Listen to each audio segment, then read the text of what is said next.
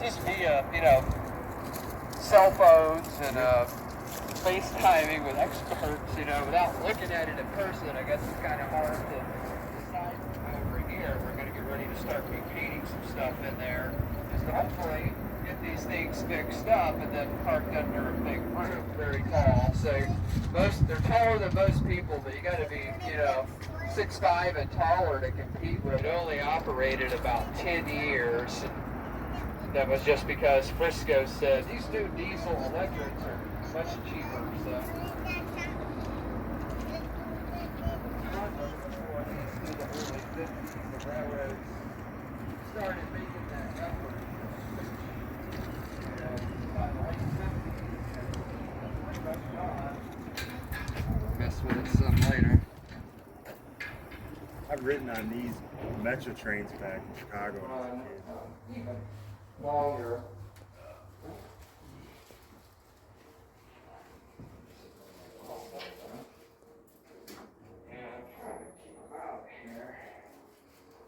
You're hanging up some fake mess. I'll see what happens. Supposedly. Yeah, because I'll mud dauber.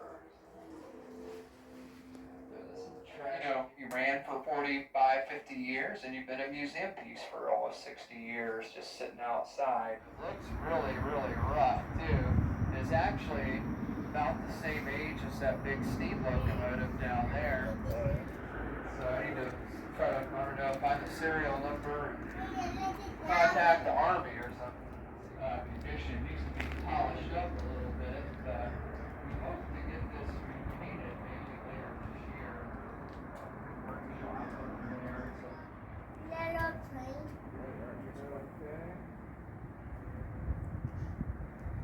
I guess we have the trains kind of sitting.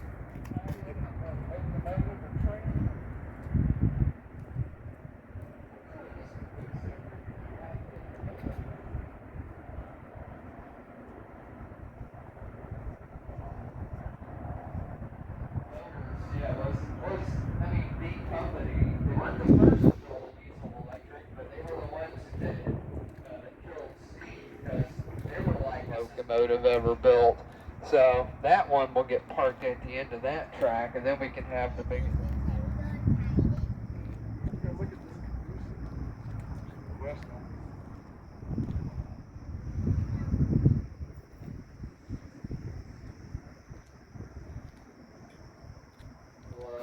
This one actually has like some passenger seats.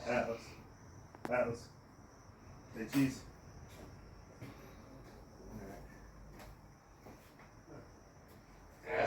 So they would just, Atlas, don't go out there, please.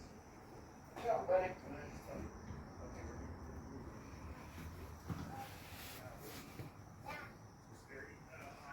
Style, boost. It's very like 1800s, but it was built in the late 1920s. So it's kind of getting towards the end of,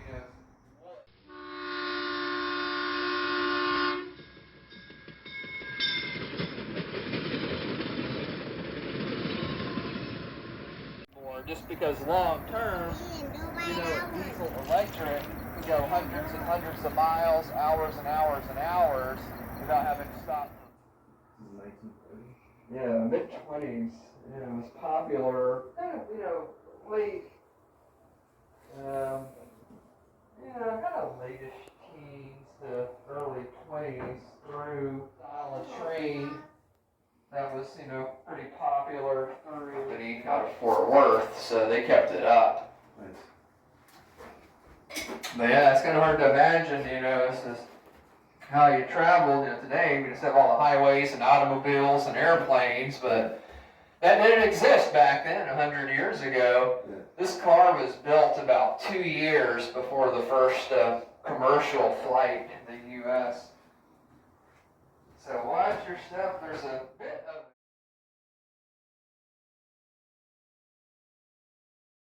leave me alone, but I was just walking one day. You're like, ow! What got me something in the back of my neck? And it feels like a shock. It does. One at home.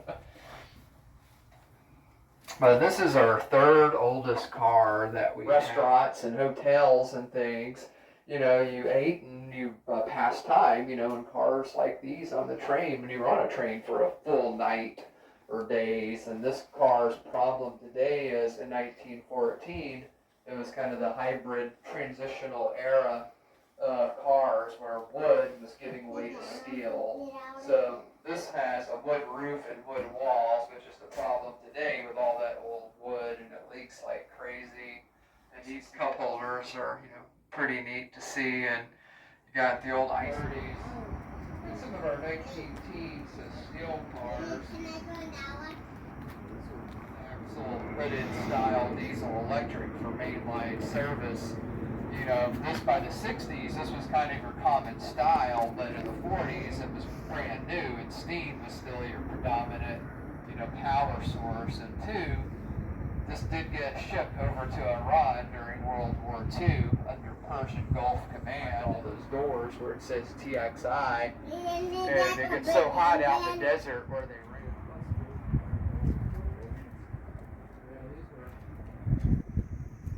pretty predominant, popular in the Northeast. It's back there, but we can actually, plug these cars in from the ground. So we can run anything that's still have funding for in our building, try to get them repainted and start actually putting sense to all this stuff.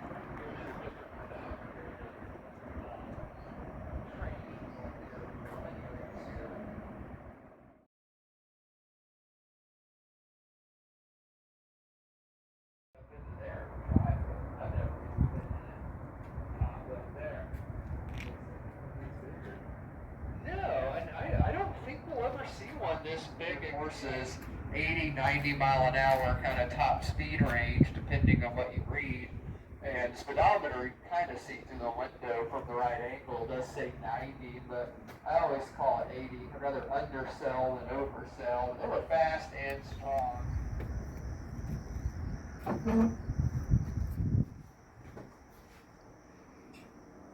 Hey, say cheese. Look at it.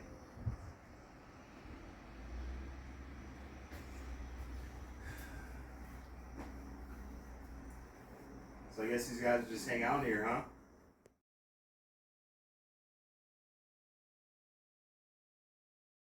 Stuff that would be on it.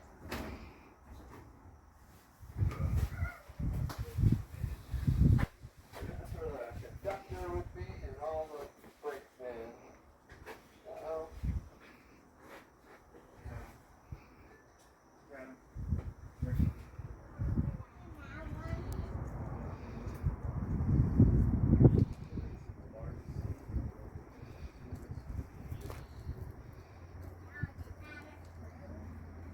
About 133. But they needed something that wasn't designed yet, and because they were looking to move freight over the mountains by itself with one locomotive or minimum on the level parts along the route to make up time. And they're like, freight trains just don't go that fast, really. But so it was a crazy combination of speed and strength to do. So kind of where the diagonal line of rivets is, you had 28 tons of coal in the front and then 25,000 gallons of water. And, this could go through by Union Pacific. And it's up in Cheyenne, Wyoming, and it's called 4014 is its number.